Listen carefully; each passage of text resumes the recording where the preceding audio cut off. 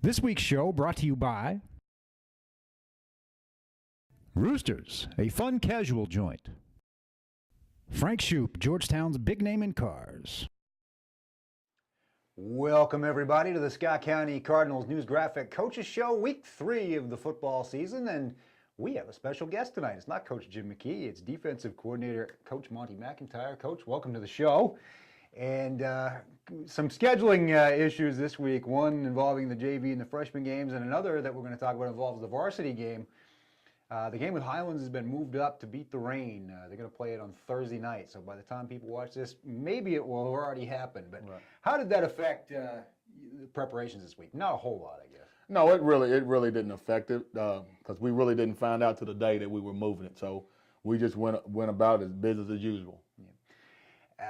Preparations for this team. I know last year it was a high-scoring back-and-forth affair. I mean, I didn't even play in the game, and I saw that receiver in my sleep there from Highlands. He was making big plays throughout that game. You feel like as the season went along, though, you guys really matured, especially in that secondary. And is it a different matchup this year because of that? Right. Now the guy's back, number 9. I can't think of his name, but Nick Veneman, I believe. Nick Veneman. Nick Veneman. I'll never forget it. But this is no excuse, but we come out of like summer camp. We see the wing tee for 3 weeks, all in tight, and it takes us a couple of weeks to adjust to the spread. So the Highlands game last year really helped us out. It really opened our eyes at what we need to do to get better. And that's kind of what these early season games are all about, isn't it? I mean, you're playing teams that you know are going to make you better in the long run because it's really not the games in August and September that matter in the big scheme of things, right? Right. September, and the first part of October is pretty much preseason games. It really doesn't start to that first district game for seedings. Talk about Highlands a little bit. They still like to throw the ball a lot, but are they kind of a mix? They kind of do a little bit of 50-50? Well, this year they're more run. They kind of run to set up the pass. Their quarterback, he has a good arm. He's not as athletic as he was last year, so he kind of sets in the pocket a little bit more. But they're pretty balanced. They're pretty balanced. Let's look back on the Lafayette game a little bit. As a defensive coach, how proud were you after that one? I mean, it was really the first test because you only had about a quarter, maybe a half with your starting defense the week before. Right. To play a full game late at night against an opponent who'd given you trouble the past couple of years. That had to be pretty gratifying. Yeah, it was very gratifying. I was very proud of it. It seemed like we just left the glass half empty. We had a chance to really blow them out, and then that phantom call kind of let them back in the game. So momentum is real. Momentum is real. Yeah, people say it's not, but it is. You could see the difference in that game. But I thought, to your guys' credit, the offense came right back down and scored a touchdown and kind of set the tone again for that fourth quarter going into the finish. Yeah, they really did. The last couple of years, I thought Nick Lawley said it perfect last week. They kind of had us out of our comfort zone last year. So this year we went in and said we're going to do what we do. Whatever happens, happens. Interesting you mentioned Nick Lawley. Brian Hudson's been going kind of both ways since the beginning of the season. Nick Lawley played on the offensive line in addition to playing defense last week. That worry you as a defensive coach, a game that early in the season, to have a couple of your key guys playing basically all 4 quarters on both sides? No, not at all. It was actually really for me pushing him to start. I told Coach we need our best players out there, no matter what. Mm-hmm, mm-hmm. How has that changed things? Because it seems like the line has kind of made big strides. I know I saw the Louisville Central game, and it seemed like there was some issues there, especially with the snaps. But it seems like things have settled down. So they moved Tano over there, moved Lawley and Hudson. Things have stabilized a little bit. Yeah, the offense. I mean, they got the best offensive line coach in the state, and Coach Willard, one of the best offensive minds in the state, and Coach McKee. So I knew they were going to come together sooner or later.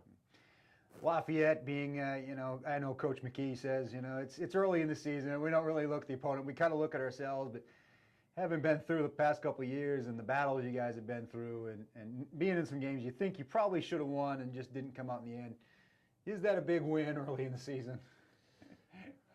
Believe it or not, it's just another win. I mean, I just don't. It's just another win. I don't look at it as being a rivalry.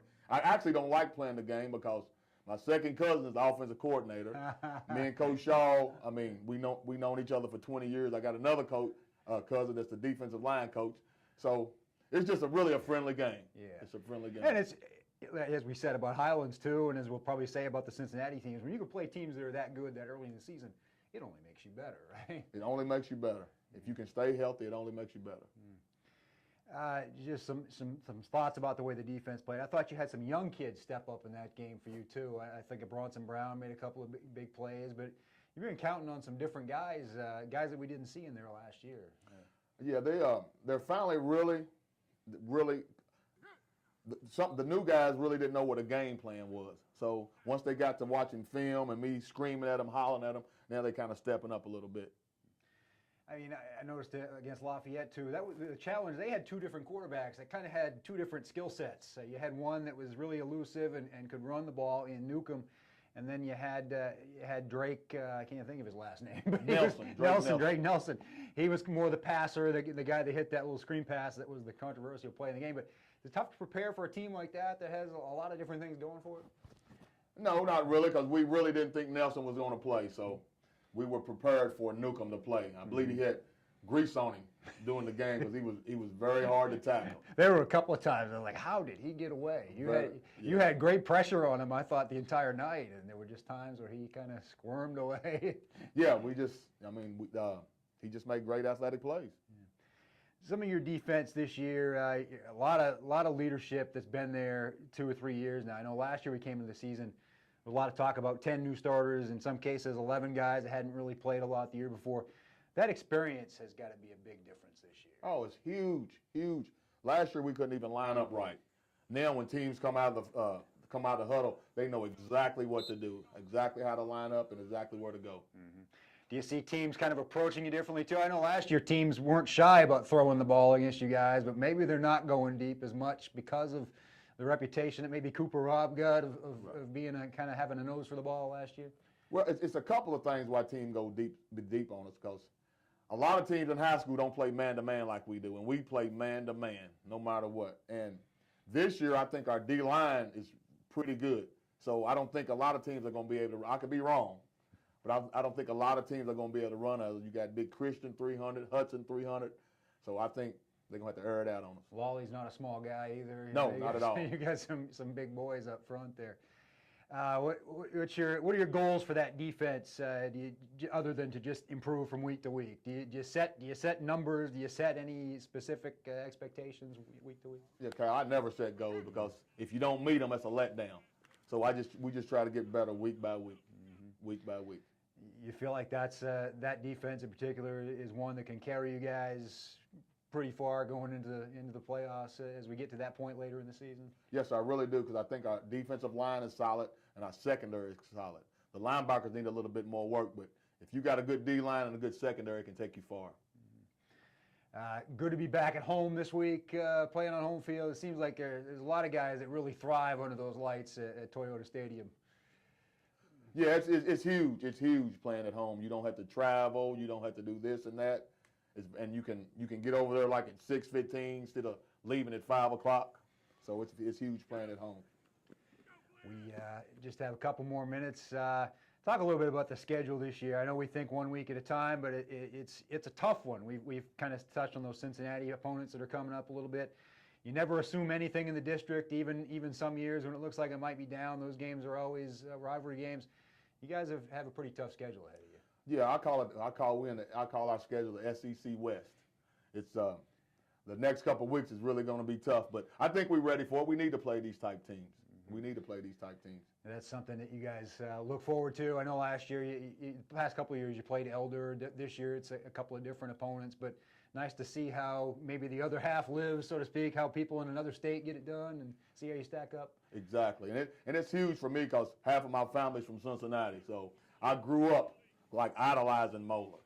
They had Jerry Fowles. They were the program when we were younger, right? They were in like the 80s. They had Hiawatha Francisco, Jerry Fowles. That Notre Dame pipeline going on. Yes, I grew up wanting to go to Moeller, so it's a huge game for me. Well, that's what Coach McIntyre had to say. We thank him for being with us.